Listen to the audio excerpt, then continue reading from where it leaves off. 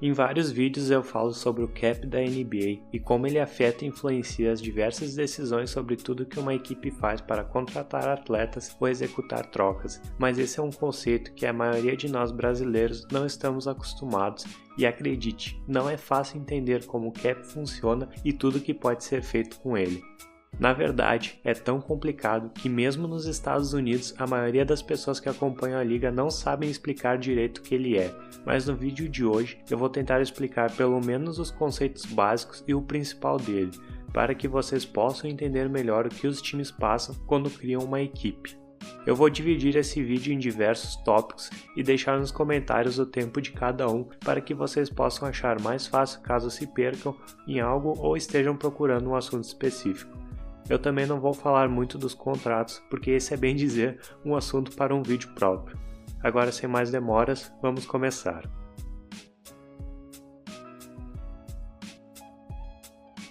Bom, vamos explicar o conceito básico do cap então.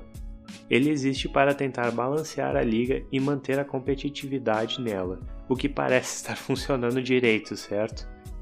A disparidade na NBA é bem grande em questões de lucros e se fosse igual ao futebol, onde você não tem limite de gastos, times como Lakers, Celtics e Knicks, que têm lucros muito maiores de mercados menores como Portland ou Memphis, simplesmente contratariam todos os principais nomes porque eles podem oferecer bem mais dinheiro.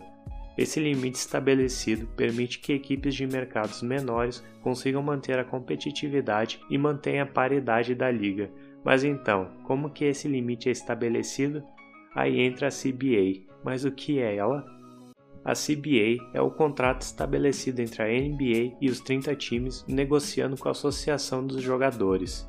Os dois lados negociam várias questões e estabelecem regras de draft, contratos, trocas e muitas outras, e entre elas a distribuição de lucros que devem chegar aos jogadores. Basicamente, assim é definido o cap, o quanto de dinheiro os times vão repassar para seus atletas em contratos. Esses acordos são ratificados como qualquer outro. Por exemplo, em 2011 acabou o contrato e novas negociações foram feitas, porém, como não chegaram em um acordo, teve o lockout ou a greve dos jogadores. Depois que eles chegaram a um acordo, um novo contrato foi feito e acabou o lockout. A temporada passada marcou o início de outro contrato entre os dois lados, que estará em vigor até a temporada de 2023-24, com a opção de acabar mais cedo em 2022-23. O motivo pelo qual o cap aumentou mais de 20 milhões em 2016 foi por causa do novo contrato de televisão de 24 bilhões de dólares, que aumentou os lucros para mais de 2 bilhões anualmente. Por causa disso, os times tinham que redistribuir uma porcentagem disso para os jogadores e isso acabou acontecendo tudo de uma vez. Outra questão é que as equipes precisam gastar pelo menos 90% do cap, isso para assegurar que os jogadores sejam pagos. Por isso que em 2016 nós vimos tantos contratos horríveis, porque as equipes precisavam chegar no mínimo que na época era algo em torno de 85 milhões.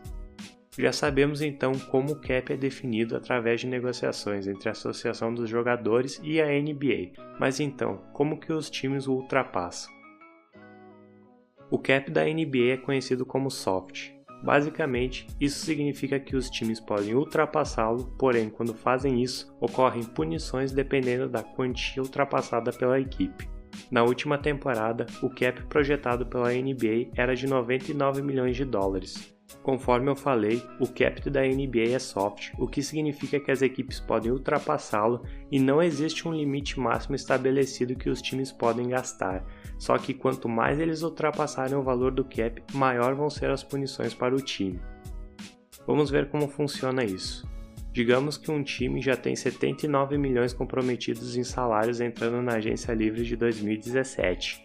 Eles podem gastar mais 20 milhões de qualquer forma que eles bem entendam. Depois que eles gastam essa quantidade e chegam no valor de 99 milhões, eles não podem mais assinar com nenhum jogador ou fazer trocas que o coloquem acima do valor do cap, exceto se eles usarem as chamadas exceções, algo que também vamos ver um pouco mais adiante no vídeo. Agora veremos quais são as punições. Quando um time gasta muito dinheiro, eles têm que pagar a chamada Luxury Tax. mas isso não acontece de imediato depois que uma equipe passa dos 99 milhões. Na verdade, existe uma linha chamada de tax line que na última temporada era de 119 milhões. Ou seja, se uma equipe ultrapassa os 99 milhões, mas fica abaixo dos 119, ela não tem que pagar nada. Porém, o que acontece se um time passa dessa marca? Então ele vai ter que pagar uma certa quantidade de dinheiro pelo total ultrapassado. Por exemplo, se uma equipe passar menos de 5 milhões da tax line, ele vai pagar 1,5 dólares para cada $1 acima da marca. Isso aumenta conforme a quantidade e na tela vocês podem ver os valores. Agora, se o time é o chamado repetente, quando uma equipe fica acima da tax line 3 vezes nas últimas 4 temporadas, ele vai pagar mais. Se ele ficar menos de 5 milhões acima da linha e for um repetente, ele vai ter que pagar 2,5 dólares para cada $1 acima do valor. Isso torna virtualmente impossível que uma equipe passe muito do cap, porque nem mesmo os maiores mercados estão dispostos a ficar muito acima do limite, porque as punições aumentam bastante. Também existe o chamado apron. Um time entra no apron quando ele ultrapassa um certo valor acima da tax line. Na última temporada, esse valor era de 125 milhões, ou seja, 6 milhões acima da linha. Quando uma equipe ultrapassa ele, mais restrições são colocadas, todas envolvendo exceções. Por exemplo, se uma equipe ultrapassa esse limite, ela não pode usar a Biennial Exception, a sua Mid-Level Exception é menor e não podem usar o Sig and Trade. As exceções eu vou explicar depois, e no caso do Sig and Trade, imagine a seguinte situação. Se o Rockets estivesse acima do apron, eles não poderiam ter trazido Chris Paul com a Sig and Trade e teriam que esperar até a agência livre. Nesse caso, a equipe do Clippers também não teria conseguido nenhum jogador. Essas são as limitações impostas pela liga para evitar que os times passem muito do cap, porque os valores aumentam substancialmente. O dono do Cavaliers, por exemplo, na última temporada, teve que pagar mais de 50 milhões de dólares por estar acima do limite. Agora vamos ver o que são as chamadas exceções que permitem que equipes assinem com jogadores mesmo estando acima do limite do cap, e aqui vamos tratar das mais comuns. Mid-Level Exception. Todos os times têm a chance de usar essa exceção todas as temporadas, porém o valor é definido conforme a condição da equipe. Por exemplo, se a equipe está abaixo do apron, ela ganha 8,6 milhões para assinar contratos de até 4 anos. Se a equipe está acima do apron, o valor é de 5,3 milhões e o tempo do contrato é de no máximo 3 anos. Esse valor também é ajustado conforme o cap muda.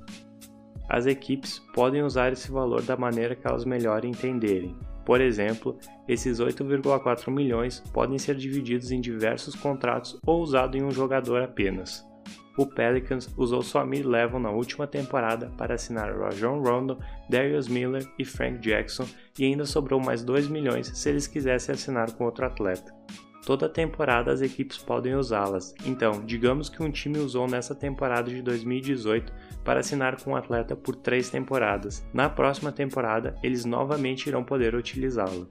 Foi assim, por exemplo, que o Warriors conseguiu assinar com DeMarcus Cousins, mesmo estando bastante acima do cap. Eles utilizaram a sua mid-level, o que possibilitou assinar com ele na agência livre. Vale salientar que se uma equipe está abaixo do apron e eles utilizam a mid-level, eles não podem ultrapassar o limite do apron, ficando trancados nesse valor. Essa é uma das poucas maneiras que um time pode ficar limitado no cap da NBA. Biennial Exception. Essa é bem menos utilizada por alguns motivos. O primeiro é que ela não pode ser usada em anos consecutivos, ou seja, uma equipe só pode usá-la a cada 2 anos. Seu valor também não é alto, na próxima temporada vai ser de apenas 3,3 milhões, e se um time usa ela, ele também não pode ultrapassar o valor do apron naquela temporada, ou seja, ele acaba ficando trancado ao limite do apron. Ela também pode ser dividida em vários jogadores, com no máximo de tempo de 2 anos, porém é bem mais raro ver uma equipe usá-la.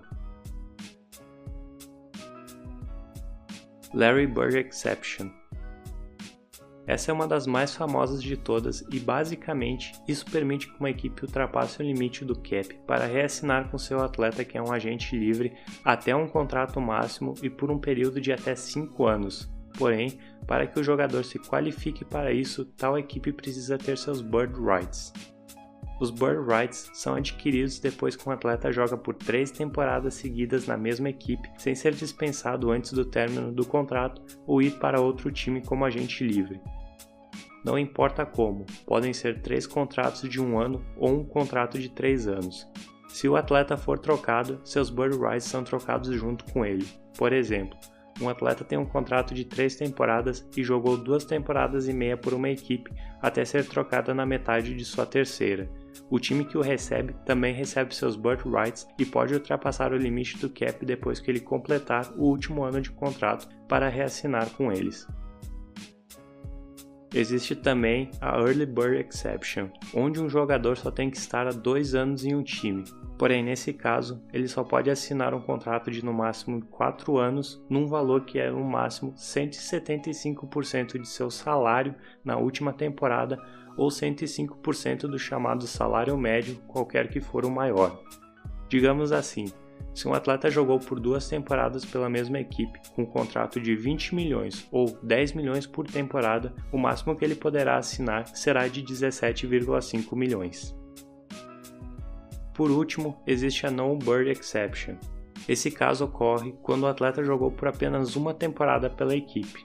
Ele também pode assinar por 4 anos, porém o máximo é de 120% do antigo salário, ou seja, se usarmos o último caso em que ele ganhou 10 milhões, o máximo que ele poderá assinar são 12 milhões. Minimum Player Salary Exception.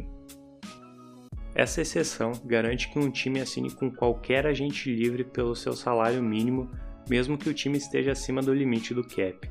Não existe limite de jogadores que podem ser assinados usando essa exceção, ou seja, uma equipe pode assinar quantos quiser, contanto que eles recebam o mínimo. O máximo são 2 anos e não pode haver nenhum tipo de bônus nesse tipo de contrato. O salário mínimo de cada jogador é definido conforme o seu tempo na NBA e na tela vocês podem ver os números. Esse valor também vai diminuindo conforme a temporada vai passando, o que significa que se um atleta assinar com uma equipe que usa essa exceção na metade da temporada, ele vai ganhar menos dinheiro do que se tivesse assinado antes do começo da temporada.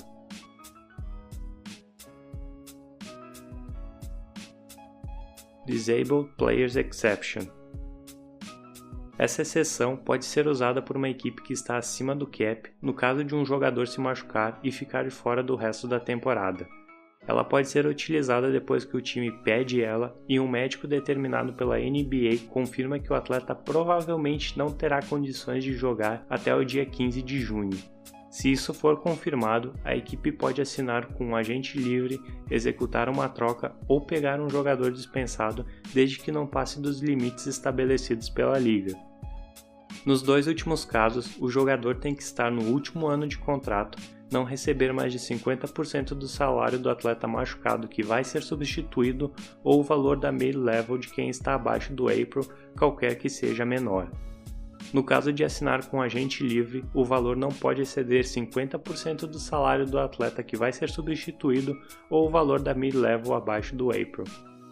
Na última temporada, vimos o Boston Celtics utilizar essa exceção no caso do Gordon Hayward, e como a metade de seu salário era de quase 15 milhões, o Celtics pode usar o valor de 8,4 milhões da mid-level exception, já que era o menor. Os times podem pedir essa exceção de 1º de julho até 15 de janeiro. Se passar dessa última data, eles não podem mais pedir por essa exceção. Isso só vale por uma temporada, e se o atleta continuar fora na próxima, a equipe deve requisitar essa exceção de novo. Também não podemos nos confundir com quando a liga retira o valor do cap da equipe no caso de um atleta sofrer uma lesão que acaba com a sua carreira ou no caso de morte. Essa exceção permite que o time substitua seu jogador. Nos casos que eu citei, o valor de seu contrato é retirado do cap da equipe. Por último, vamos explicar o que são agentes livres restritos e irrestritos. Como eles se tornam isso é bem mais complicado, então vamos só explicar o básico e o que eles significam. Quando um jogador é agente livre restrito, a sua atual equipe tem a possibilidade de cobrir as ofertas que ele recebe. Por exemplo, nessa agência livre, vimos o Kings oferecer 78 milhões por Zach LaVine e ele aceitou essa oferta. O Bulls então cobriu ela e garantiu esse contrato segurando LaVine. A equipe tem 3 dias para dizer que se vai cobrir a oferta, caso contrário, eles também perdem o jogador. Além disso, a equipe tem que ter espaço no cap para absorver esse contrato, caso contrário, eles também perdem o jogador. Um agente livre e restrito, por outro lado, está totalmente livre. Ele pode assinar com qualquer equipe por qualquer valor, desde que essa equipe tenha espaço no cap para assinar com ele. O atleta também pode escolher receber menos dinheiro para assinar, como no caso de DeMarcus Cousins. Porém, mesmo que o atleta seja um agente livre e restrito, a sua atual equipe ainda sofre com a sua situação monetária. Isso se chama cap hold, e basicamente significa que a equipe tem que ter um espaço reservado no seu cap referente ao jogador que é agente livre até que tal jogador assine um contrato.